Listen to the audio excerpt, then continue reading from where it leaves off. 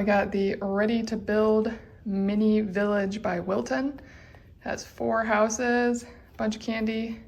On the back, we have how to prepare the icing bags, preparing the cookie panels, how to separate them, they come together, and then how to build each house. We got the A-frame house, 2 classic cottages, and the colonial house.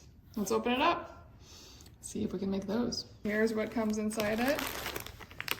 This is the icing, and then we got little sprinklies, more sprinkles, some little gumdrops, some sugar sprinkles.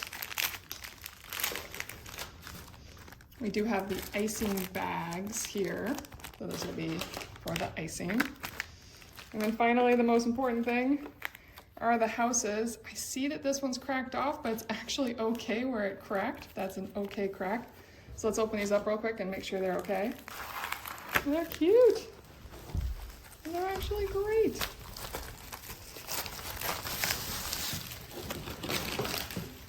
And it actually looks like quite a few are ready to go. Like, look at these great little pieces. They're all good. And it doesn't look like anything is actually broken. Looks like some I still need to cut apart. And that is awesome. We have the A-frame house. Here's that one. 2 sides and the roof.